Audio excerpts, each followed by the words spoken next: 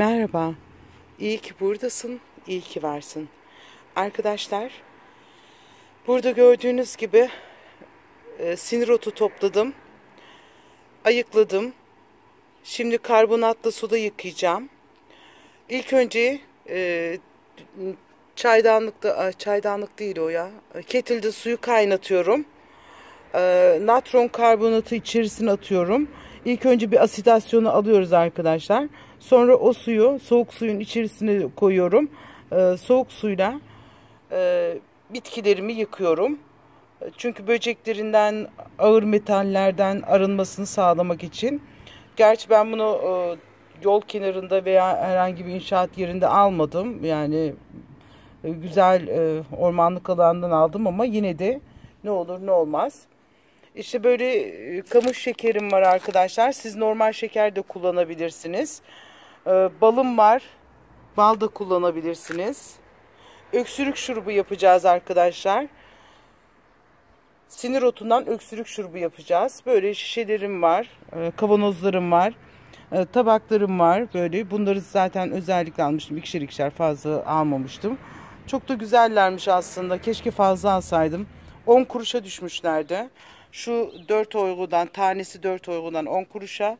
Bu da 2.50'den 10 kuruşa düşmüştü. Ben ikişer ikişer aldım her birinden. İşte böyle kullanırım diye. Buralarda değişiklik olur diye. İlk suyumuz kaynadı. Biz ilk önce natron karbonatlı su yapıyoruz. Şöyle arkadaşlar, karbonatı koyduk. Şimdi üzerine kaynar su döküyoruz. Bakalım etkiyi. Bakınız.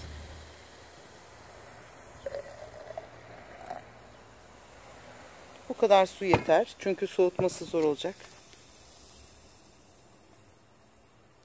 Evet, geçti. Şimdi bunu içebilirsiniz arkadaşlar. Bunu soğutup kaşık kaşık çay bardağınıza, su bardağınıza koyup içebilirsiniz bu suyu. Yani suyu hazırlama şekli budur arkadaşlar. Natron karbonat suyu hazırlama şekli budur. Şimdi ne yapacağız? Soğuk su, bunu soğutacağız tabii ki bitkilerimizi yıkayabilmek için. İlk önce bir sudan geçirdim, çamurunu aldım. Ondan sonra tekrar soğuk su doldurdum. Üzerine natron karbonatlı suyu döktüm ve böylece 5 dakika 10 dakika bekleyecek. Şöyle karıştıra karıştıra bu bekleyecek. Böylece tekrar bir bundan çıkardıktan sonra bir sudan geçirip yıkama işlemimizi bitirmiş olacağız arkadaşlar. Karbonatlı suyu koymadan önce aklıma geldi. Keşke dedim çoban çantasında ilk önce yıkasaydım. Bu çıkan şeyle karbonatlı suyu diğerine artanı da koyar yıkardım. Neyse böyle yapacağız ilk önce. Yabancı otları ve şöyle yıpranmışları şöyle koparıyorum şu uçlarından. Temizleyeyim. Şöyle bakıyorum. Evet, bu kadar yeter. Belki biraz fazla bile ama yeter yani bu kadar. Hemen hemen 2 avuç kadar falan arkadaşlar. Çok önemli arkadaşlar. Çok ilginç bir şey yapacağız. Yani kesinlikle izleyiniz. Çok ilginç bir şey yapacağız. Hiç görmediğiniz çok ilginç bir şey yapacağız. Öksürük şurubu yapacağız ama çok ilginç.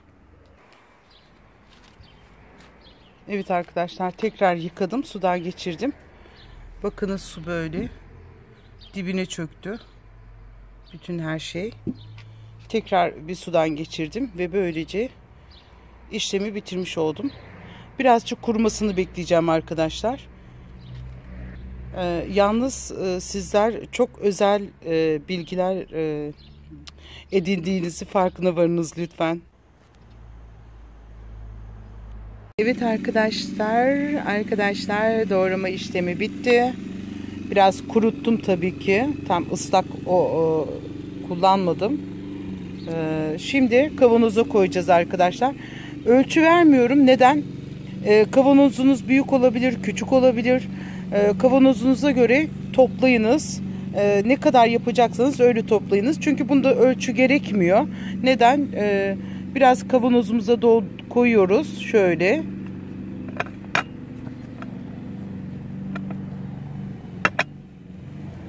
Biraz daha koyayım. Şöyle arkadaşlar. Şimdi bunun üzerine kapatacak kadar şeker koyuyoruz.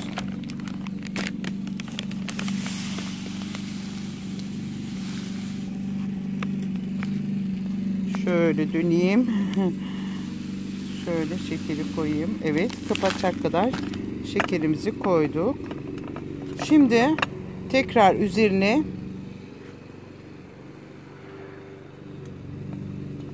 sinirli ottan koyuyoruz. Arkadaşlar bunu otu aldığınızda, topladığınızda şöyle benim yaptığım gibi elinizin içerisinde otu topluyorsunuz, yuvarlıyorsunuz. İyice iki avucunuzun içerisinde yuvarlıyorsunuz ve arkada inanmayacaksınız, çok suyu çıkıyor. O suyu elinize gelen o suyu sinek ısırıkları, arı veya herhangi bir yaralanma durumunda hemen sürebilirsiniz arkadaşlar. Şimdi tekrar üzerine şeker koyuyoruz.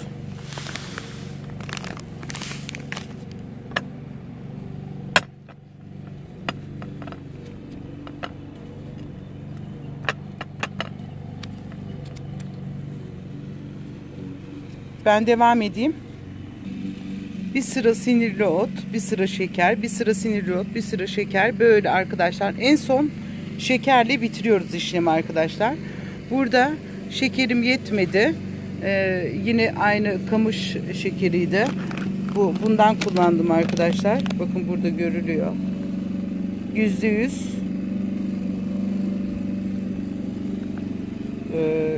esas şeker diyor. Arkadaşlar buradaki vitaminleri de sayayım size. Bu şekerdeki vitaminler Panela Bio Fol Rosuka diyor şeker. Vitamin B6, mineraller, demir, kalyum, magnezyum, sink, neydi sink? Kalsiyum var arkadaşlar içerisinde. Çok güzel oldu böyle arkadaşlar. Şimdi kapağını kapatacağız. Ama şimdi önemli kısma geldi sıra. Arkadaşlar şimdi saklama torbasına koydum. İyice bağladım ve bantladım. Bir de şöyle bantladım iyice. Saklama torbasında. Bunu da güzelce bir bantladım. Biraz burada hava kaldı ama önemli değil. Böyle bantladım arkadaşlar. Saklama torbasına koydum. Şimdi gidiyoruz. Nereye bakalım?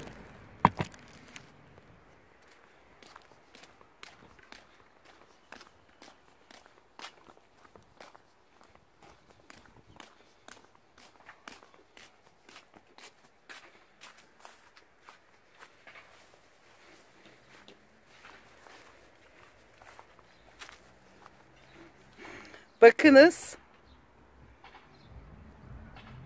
Yarım metre kadar çukur açtım.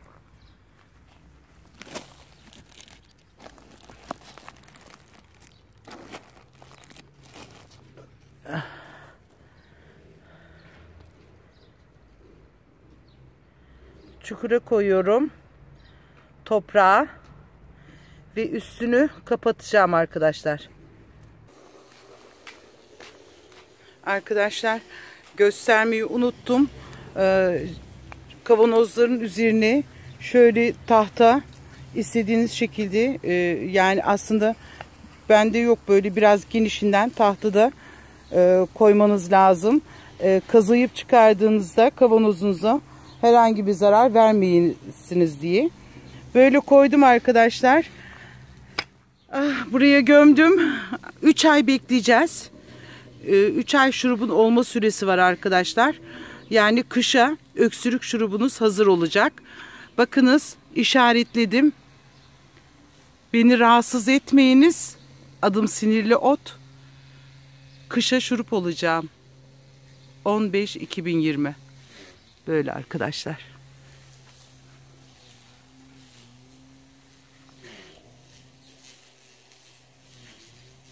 Evet, bitti işlemimiz. Teşekkür ederim izlediğiniz için. Sizlere özel arkadaşlar. Kıskanıp başkalarına abonelik yaptırmayabilirsiniz. Önermeyebilirsiniz. Ama öneriniz. Teşekkür ederim. Bu çok özel bir bilgidir. Kendinize iyi bakınız. Buzdolabında, soğuk yerde buzdolabında da saklayabilirsiniz. Buzdolabına da koyabilirsiniz. Ama eğer imkanınız varsa toprağa da gömebilirsiniz. Muhakkak köyde bir akrabanız, birileri, anneniz, babaanneniz, anneanneniz vardır. Abone olmayı, beğeni atmayı, yorum atmayı, bildirimleri açmayı unutmayınız lütfen. Kendinize iyi bakınız. Hoşça kalınız.